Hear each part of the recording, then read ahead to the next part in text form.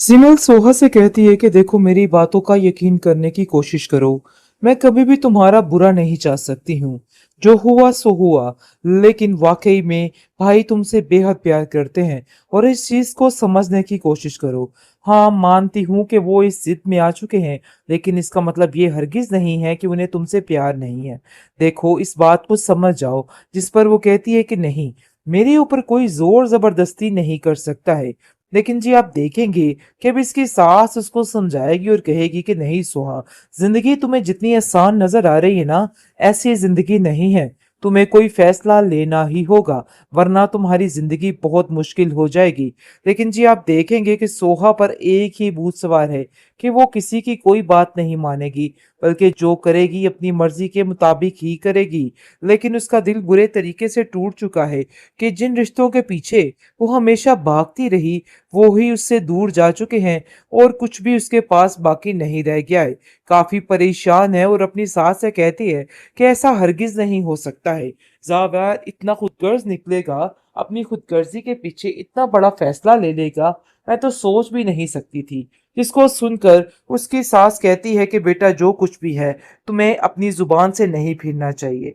मैंने उसको जुबान दे दी है और तुम्हें अब उस बात पर अमल करना है। जिसको सुनकर वो कहती है कि मुझे आज बहुत अफसोस हो रहा है कि कोई इतना घटिया कैसे हो सकता है। मतलब ये कि बुरे तरीके से उसका दिल टूटा हुआ है और वो काफी ज्यादा बेजार हो चुकी है कि आखिर उसके साथ इतना बड़ा घिनौना इंजाम कैसे हो गया। उसको कुछ समझ नहीं आ रही कि वो क्या करे। आप देखेंगे कि सोहा साफ साफ जावियार को कहती है कि मुझे तुमसे इसी तरह की उम्मीद थी। तुम जो घटिया हरकत तुमने की है, इस चीज की सजा तो तुम्हें मिलकर रहेगी। मैं तुम्हें कभी राफे के खून की माफी नहीं दे सकी, आखिर इस बात की माफी क्या दूंगी। लेकिन ये शादी उसकी मजबूरी बन जाएगी और उसकी सास उसको मजबूर कर देगी कि बेटा बहुत ज्यादा जावियार तुमसे प्यार करता है। मैं जानती हूँ कि वो जिद में आ चुका है, लेकिन इसका मतलब ये बिल्कुल भी नहीं है कि वो तुमसे प्यार नहीं करता।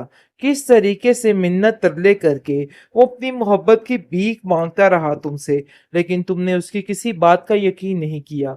लेकिन देखो, तुम्हें अब उसकी बात का यकीन करना ही होगा। यही तुम्हारे लिए बेहतर है। लेकिन जी क्या कहा जाए, वो किसी की सुनने को तैयार नहीं है। लेकिन जैसे ही वो देखती है कि सब घर वाले उसको इतना फोर्स कर रहे हैं और साफ साफ कह रहे हैं कि खुदारा इस बात को मान जाओ, क्यों तुमने ये सारी जिद बांध रखी है। लेकिन जी सोहा को भी मजबूरी इस रिश्ते के लिए मानना ही पड़ेगा। हर तरफ से उसको जिल्लत का सामना करना पड़ा है। उसकी सास ने साफ जवाब दे दिया और कह दिया है कि नहीं, अब जो कुछ भी है तुम्हें मेरी बात माननी है। मैं एक माँ बन के तुम्हारी रुखसी करना चाहती हूँ, और ये बात तुम अपने जहन में अच्छे तरीके से बिठा के रखो, क्योंकि मैं कभी तुम्हारा बुरा नहीं चाह सकती। तुम जो सोच रही हो ऐसा कुछ भी नहीं है। वो उसको यकीन दिलाती है कि जैसे जरका मेरी बेटी है, वैसे ही तुम मेरी बेटी हो। तुम हमेशा मेरे साथ ही रहोगी। लेकिन इसका मतलब ये नहीं कि मैं तुम्हें हमेशा अपने साथ रखने के लिए रखूं। देखो, इस बात को समझ जाओ अब, और ये बात बहुत ज्यादा जरूरी है।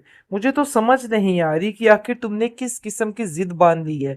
आखिर जावियार में ऐसी क्या बुराई है जो तुम्हें दिन रात परेशान कर रही है। ऐसा कुछ भी नहीं, अपने दिल से सारे वहमो गुमान निकाल दो। वो तुम्हारा बहुत ख्याल रखेगा और इस चीज को तुम्हें अब समझने की जरूरत है।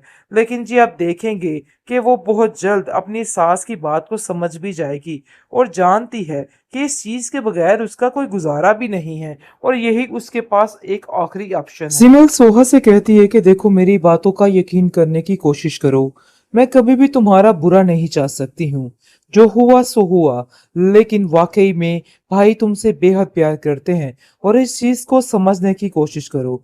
हाँ, मानती हूँ कि वो इस जिद में आ चुके हैं, लेकिन इसका मतलब ये हरगिज नहीं है कि उन्हें तुमसे प्यार नहीं है।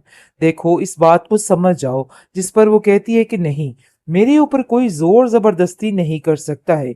लेकिन जी आप देखेंगे कि अब इसकी सास उसको समझाएगी और कहेगी कि नहीं सोहा, जिंदगी तुम्हें जितनी आसान नजर आ रही है ना, ऐसी जिंदगी नहीं है।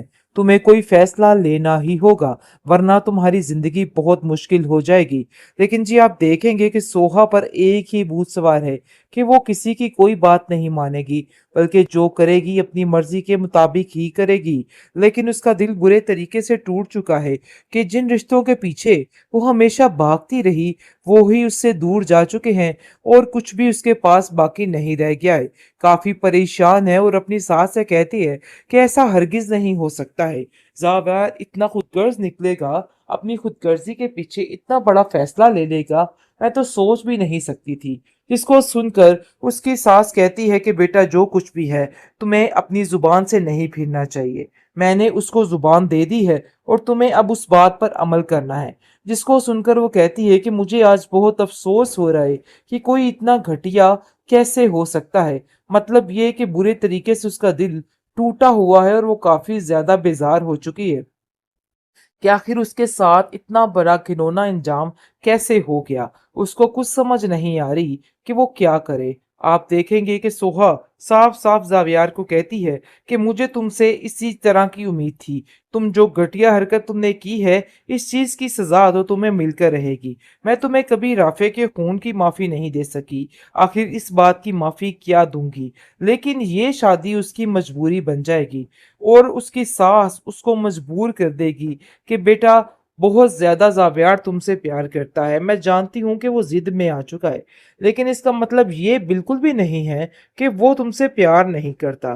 किस तरीके से मिन्नत तरले करके वो अपनी मोहब्बत की भीख मांगता रहा तुमसे, लेकिन तुमने उसकी किसी बात का यकीन नहीं किया। लेकिन देखो, तुम्हें अब उसकी बात का यकीन करना ही होगा, यही तुम्हारे लिए बेहतर है। लेकिन जी क्या कहा जाए, वो किसी की सुनने को तैयार नहीं है।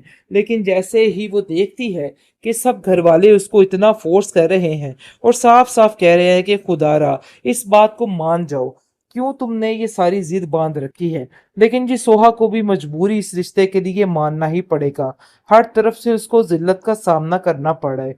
उसकी सास ने साफ जवाब दे दिया और कह दिया है कि नहीं, अब जो कुछ भी है तुम्हें मेरी बात माननी है। मैं एक माँ बन के तुम्हारी रुखसती करना चाहती हूँ, और ये बात तुम अपने जहन में अच्छे तरीके से बिठा के रखो, क्योंकि मैं कभी तुम्हारा बुरा नहीं चाह सकती। तुम जो सोच रही हो ऐसा कुछ भी नहीं है। वो उसको यकीन दिलाती है कि जैसे जरका मेरी बेटी है, वैसे ही तुम मेरी बेटी हो। तुम हमेशा मेरे साथ ही रहोगी, लेकिन इसका मतलब ये नहीं कि मैं तुम्हें हमेशा अपने साथ रखने के लिए रखूं।